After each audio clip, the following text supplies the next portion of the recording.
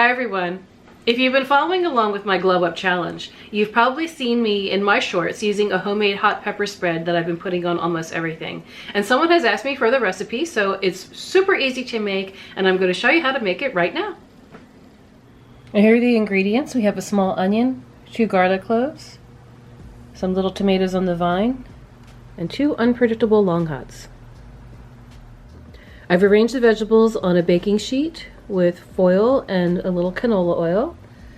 So I'm just leaving the tomatoes right on the vine, leaving the paper on the garlic, cut the onion up into smaller pieces, and then we've de-seeded and rinsed and then patted dry the long hots. And now they're going into a 385 oven for about a half hour. Here they are out of the oven. Looking beautiful. I'm going to let them cool before the next step. And here are all the ingredients in a small food processor. I took the skin and the stems off the tomatoes and the skins off the garlic. We added a pinch of Italian seasoning and a little bit of salt, and we're just going to blitz it together. And here it is out of the blitzer. You can make it as smooth or as chunky as you like. It makes a wonderful sandwich spread, or you can also just use it as a dip.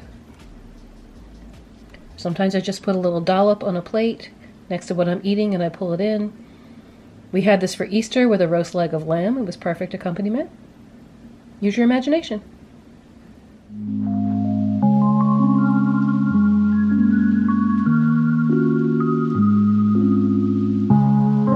I hope you enjoyed that recipe. I guarantee you're going to want to use that hot pepper spread on everything. I'll see you next time. Thanks for watching. Bye.